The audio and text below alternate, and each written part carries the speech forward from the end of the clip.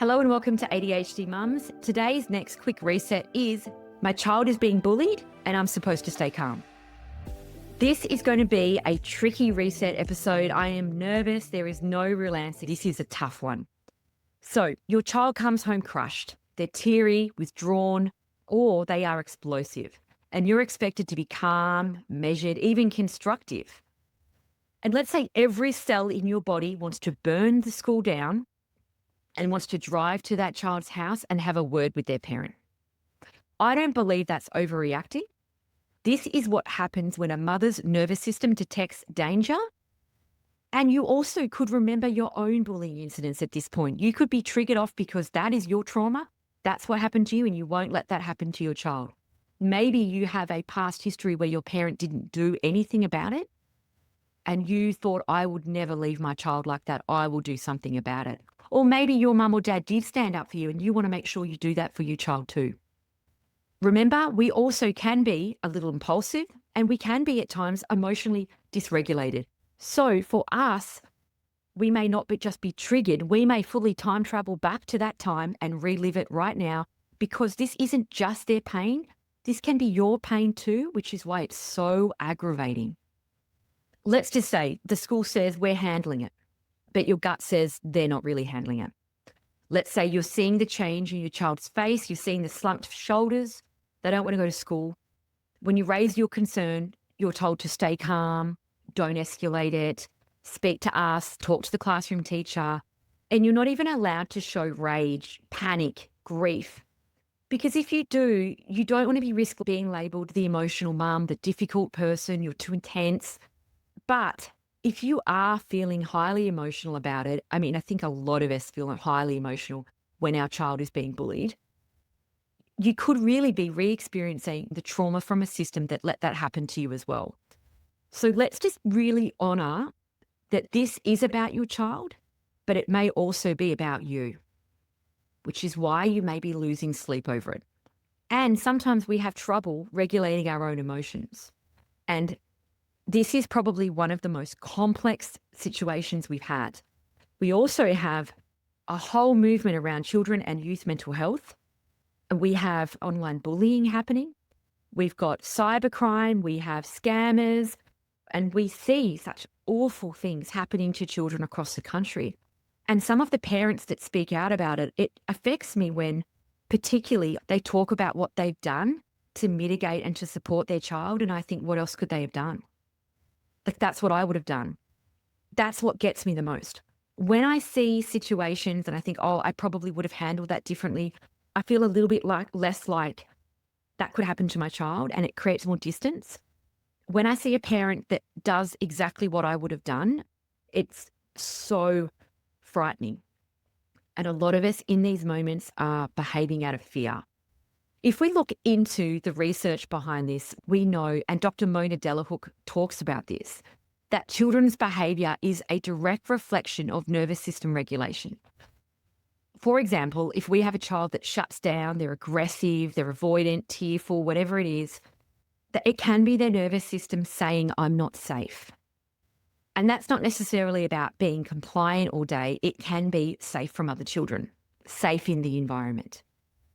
Again, when we look at resilience, and I did a beautiful episode with Emma Rose Parsons, which I'm going to put in the show notes, about resilience. She talks about resilience in terms of, if you have a situation and you're wondering, am I traumatizing my child by putting them in this situation? Or is it resilient building? Look at these two factors. Either, is this situation safe? And does my child have the reserves to cope? If the situation is safe, yes, it's a good idea to continue on putting them in the situation if they have the skills to cope. If the situation isn't safe, it is traumatizing to put your child back in it. So be aware of resilience building. And when a school talks about resilience building, please know that this is knowing that there's a safe environment, okay? If the environment is not safe, then it's not safe for your child to be in. And that can be physically safe or emotionally safe. If we also look at Dr Gabor, we know he talks about how some parents, particularly mothers with trauma, their children can really activate their own unresolved history. And it's not just particularly like bullying exactly. It can be just their own trauma or distress. And you may be reliving, or they may be reliving moments that they weren't believed or they weren't protected. If you felt that you weren't protected as a child, protecting your child might be your number one thing.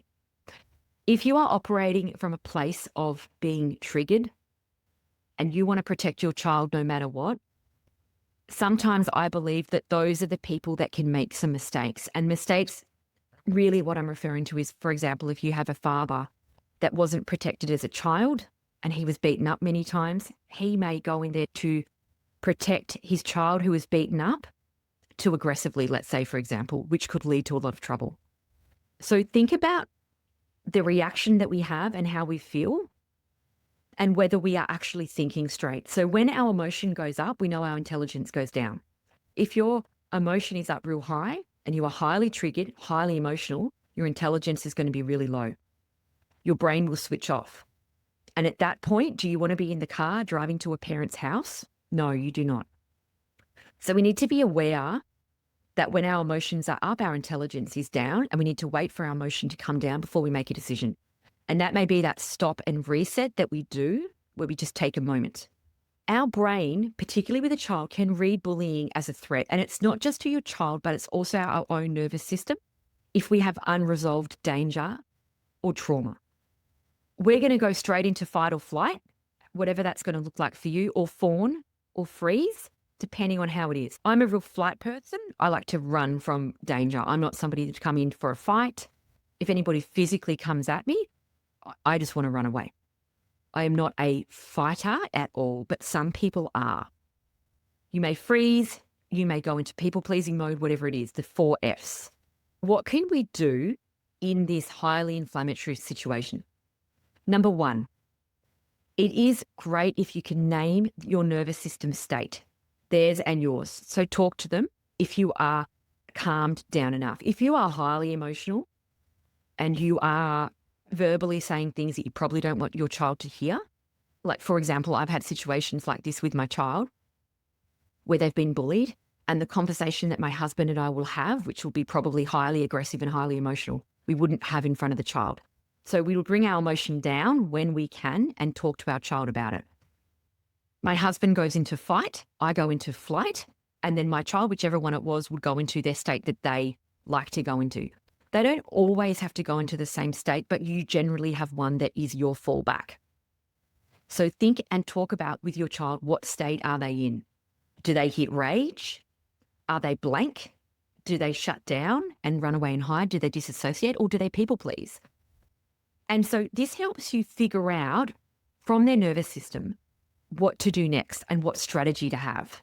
Because if you're trying a strategy that doesn't match your child's nervous system, it's not going to work. For example, and it depends on the situation, right? This is such a highly emotional subject, because if you're talking about a child getting physically assaulted in high school, that's completely different to a child in primary school when they say, hey, meet you at the toilet block, we're going to play together.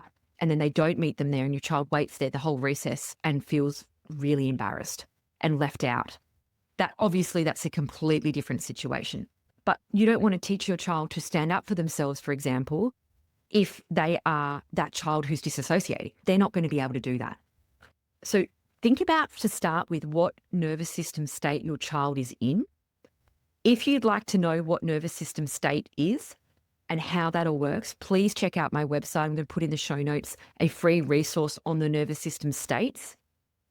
And then secondly, after you figured out what state they're in, I would then regulate. The second step is not emailing the school, stormtroopering in, driving to the parent's house. We're going to regulate first. That is when we do things that signal safety to our body, and that's going to be different for everybody. I am somebody that regulates with movement. I go for a walk. I might jump in the pool.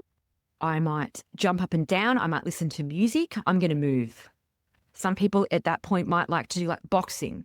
Maybe they have a fight response. Maybe they need to get energy out. You don't want to go over with all your fight energy and drive to the parent's house. It's not a good idea. So you want to bring the emotion down, again, which is why we need to understand what the nervous system is that every party is involved in. Your child, if you have a partner, and yours, whoever is involved, whoever your support system is, you need to figure out what state you're in, bring it down and regulate, number 1. There has never been a situation where I have come in from a state of emotion that I have felt like it's gone well, ever.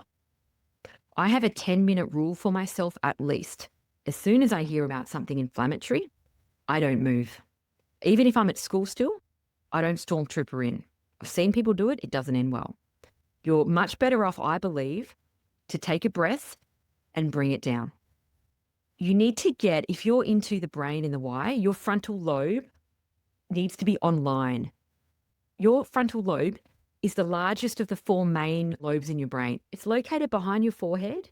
It's crucial for language, personality, cognitive function, planning, problem solving, decision making. All of that comes from your frontal lobe. If your frontal lobe is offline, like your emotion is too high, you're not going to be able to make decisions well.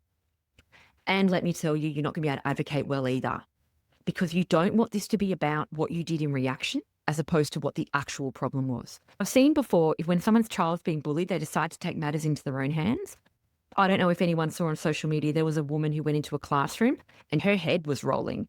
You know, you see those horror movies where the head spins, reverses? Someone's completely got a demon inside them. Their eyes are like on fire. And she was addressing a child and people were talking about how terrible it was that she did that. I actually looked at her and felt really sorry for her because 1, that was filmed and put online and done in national news. And 2, she was probably so fed up, she probably just lost her mind because she loves her child so much. And God knows what those kids were doing to their child to make her react like that. We just don't know what the story is. But what I do know is that now it would become about the fact that she took matters into her own hands, went into the classroom and unloaded her mind onto that child, as opposed to what those children were doing to her child. And that's not cool, because now you've lost a lot of the ability to advocate in the same way that you could have. Number 3, I would document first. I am all about a timeline. I've got so many timelines in the notes in my phone because you don't know when you're going to need this. For example, the moment my child starts talking to me about someone bullying them or something happening at school, I listen to them calmly. I go into my room and I get the note system out of my phone. And I love the note system because you don't even have to categorize it well. You can just search the child's name that you're talking about. You have dates and you have times and you have what your child said. You put in physical symptoms, what happened, were they hurt, and the communication with staff, what they said. This isn't just evidence, this is actually power, and it can keep you really anchored, because then when you go in and you start advocating, you go, this has been happening all year. What do you mean? When? A few months ago, when they did that. It's like, now you've got a diary. And diary is actually evidence. Number 4, you really need to be strategic as you escalate it. You might need to see your school's anti-bullying policy. You will be able to see that available online, but you can also request it. You can request a meeting with a teacher, principal, a wellbeing support person. You can bring a support person with you. If you're single particularly, or you want to have a friend with you, whoever you want, you can bring support people. And remember that being calm is the best thing you can do right now. So if you think, I just want to go, I want to do this, I want to do that, just remember, being calm isn't letting them win. Being calm is a very smart tactic. Being calm is the best way to get a result here. Number 5, you need to support your child without smothering them. You don't want to just keep saying, are you okay, on repeat, because that can be really overwhelming. Try to say things like, if I could script, I believe you. This isn't this fault. What would you like me to do? Would you like me to go to the school and talk to them? Would you like me to listen? You also need to be really careful with what they ask you to do. If they ask you to just listen and they don't want you to contact the school, they don't want you to contact anybody, this is going to be different for everyone's situation. But if you break your child's confidence and they say, don't do anything about it, and you do, just remember that's got to be handled in the right way. Because if your child finds out that you have done something and they've asked you not to, you may be shutting down that communication because they may not trust you with information again. Now, that is not to say that if you think that something unsafe is happening, that is not okay to break your child's confidence. If there's safety and there's danger and you feel in your mum gut that you need to go up there, as long as you're operating from a place of, I'm regulated and I'm calm. If your child says to you, this is what happened to me, I don't want you to say anything, and immediately you get in the car and drive up there, you are not even driving in there from a regulated point of view. So when they tell you what's happened, don't immediately go, it's a safety concern, and drive up there. You need to assess. If you're single, have a friend, anybody, extended family member to run it by if you think you are going to be triggered. If you're in a relationship, make the decision as a couple and bring the emotion down before you decide.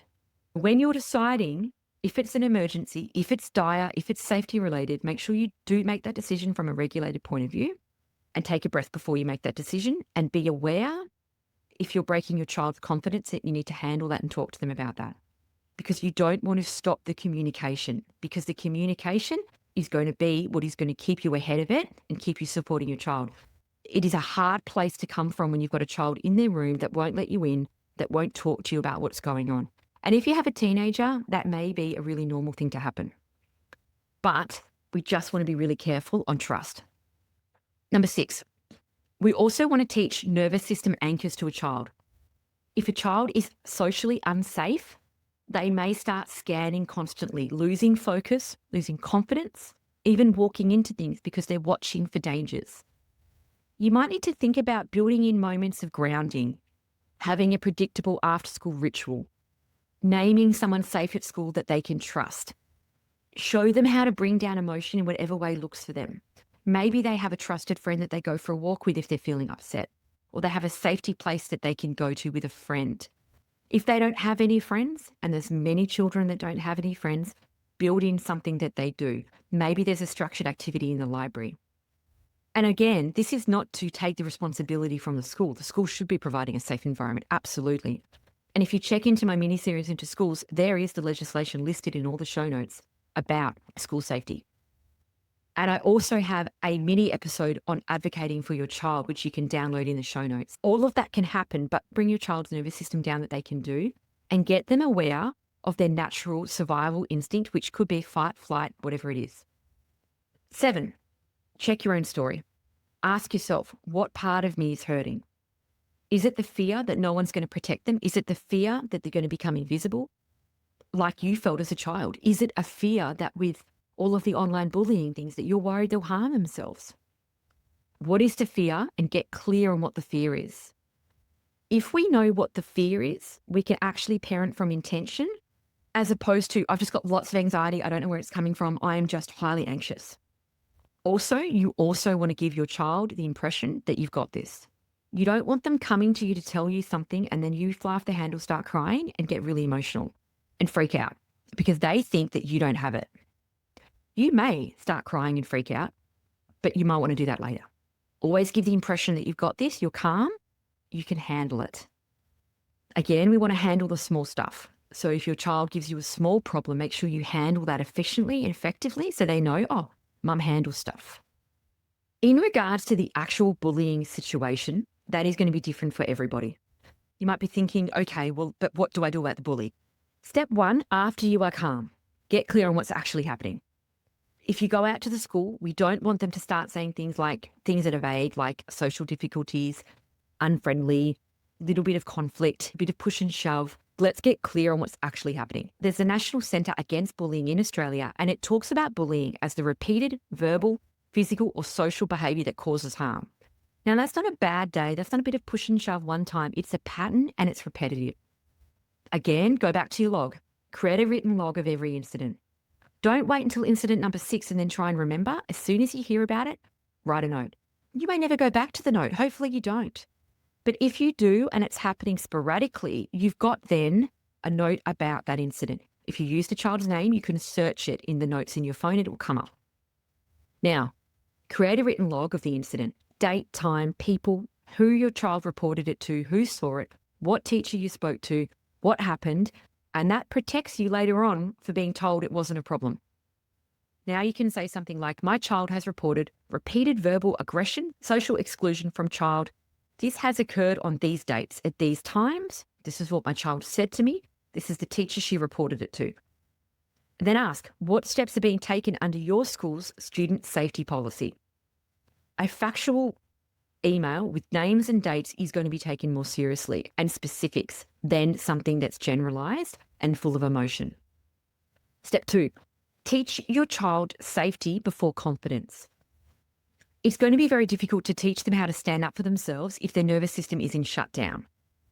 So go and download my free resource on the 4Fs and help your child understand what one they go into at school. And they may go into different ones, but they will have a primary one. It is all in my free resource. It's going to be very difficult to teach them to stand up for themselves if they are shutting down and they are in freeze or they're in fawn. If they're in fawn and they're people pleasing and then you're telling them to stand up for themselves, the gap between where they're at and the skill you're trying to teach them is too big. So when you realize where they are in the 4Fs, help them practice a safe exit, for example. So if this happens and you name this specifically, what it happens, go to this adult or go to this safe zone. Safety, number one. Number two, teach them scripts. I'm not okay with that. Or I need a break if direct conflict feels too much.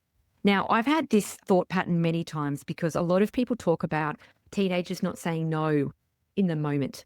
And that can be like, for example, a young girl and someone says to them, let's say a boy, come into this room, I just want to talk to you. And they say, yes. And then there can be the question of the parent later, did you want to go to the room? And the girl says no. And something happens in the room that she's not comfortable with. There can be that backtrack, and there can be the backtrack of the girl as well. Like, why did I go in there? I didn't even want to go in the room. Why did I go in? And it can be the question from the parent too, not in a way that's blaming them, but like, why did you go in the room if you didn't want to? And if there's somebody that fawns and people pleases and says yes, and they've never said no before, that's going to be really hard for them in a high stakes situation where they don't want to be bullied and called names afterwards. They may say yes to things that they shouldn't or don't want to. They don't even want to do it and they say yes. But in that moment, as a parent, when we go, why did you say yes? If they've never said no before and we've never taught them, how would they say no in that situation?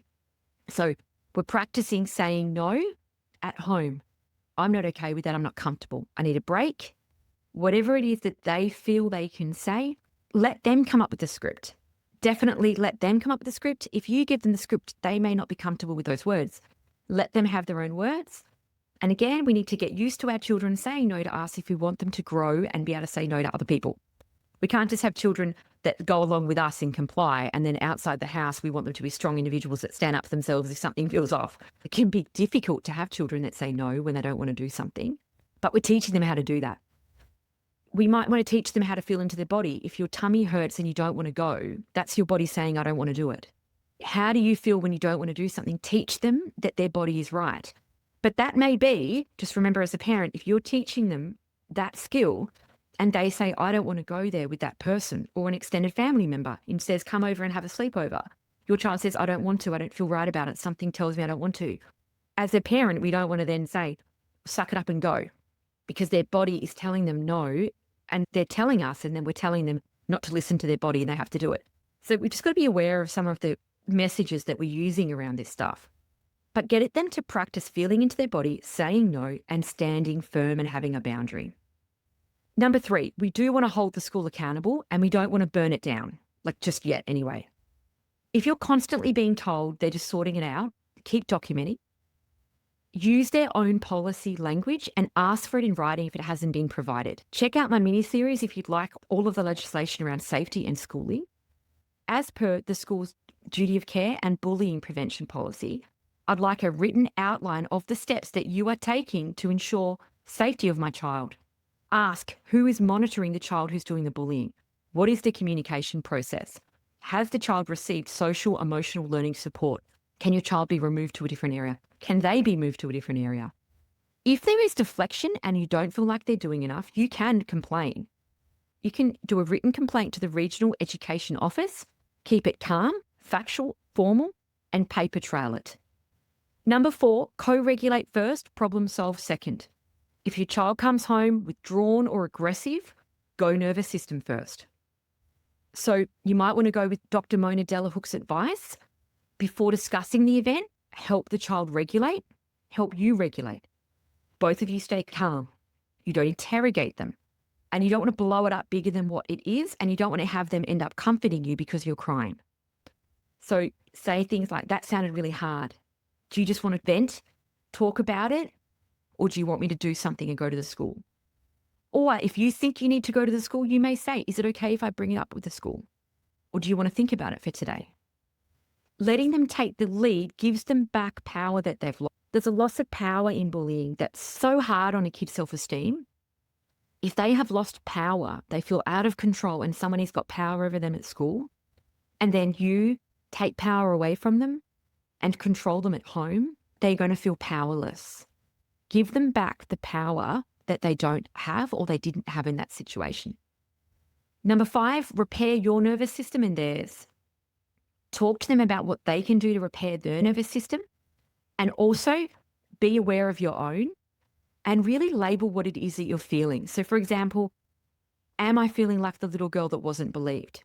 Was I bullied at school, at high school, and no one knew how bad it was? Did my parents make me go no matter what?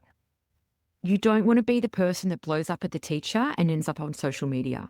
If you want to see change, you need to keep making it about the child that's bullying your child, not about what you've done to the other parent. So it doesn't mean that staying calm is silent. You can regulate and advocate. You can be the safe parent that your child needs and the squeaky wheel that gets the policy enforced. I wish I could tell you exactly what to do in your situation, but bullying isn't one size fits all. It could be really subtle exclusion. It could be targeted relentless harm. And the support that you're going to need is really going to depend on the severity and the frequency of what's happening and whether the school is responding appropriately and whether your child feels safe emotionally or physically and whether this is online or in the school grounds. Because sometimes it's a matter of logging incidents and keeping pressure on the school system, but other times you're going to need to involve a GP, a psychologist, a Department of Education, or the police. If your child is physically harmed on the school grounds, there's nothing wrong with calling the police if your child has been assaulted. In more serious cases, if your child has been harmed, you could file a complaint, you could change schools, you could call the police, you could seek legal advice. The point is, you don't have to handle it alone and you don't have to decide everything right now. Start with a school that understands your values and that you are really confident in, and then build a plan that fits your child, not one that the school thinks is just going to be easier. The message really is that you can protect your child and you can protect them in a way that you didn't have if that lacked. If you're angry and scared, that's normal, and that means that you love your child. You can advocate with a fire in your belly, but you can also be steady and calm. You can present that way anyway and process your fire elsewhere. You're allowed to be upset and you're allowed to be rage, but you want to fuel your emotions strategically. That is the way to get the result. And you're allowed to parent like the whole system should have done better, because it probably should have. And you don't have to apologize for complaining and seeing things what other people dismiss, because this is your child and it is serious. And it's okay to protect your child and to feel seen. Thank you so much. The fact that you're listening to this means that you are an active, loving parent. And I see you. Well done. This stuff is hard. Watching your child being bullied and not being able to fix it and wanting to fix it so bad is one of the hardest situations we can be in. Thank you so much for being here. Please follow, review, and like my podcast. Please share it with a friend. Jump into the Facebook community and share your experience. Thank you so much for listening. Until next week, I will be here for the next reset. Have a great week.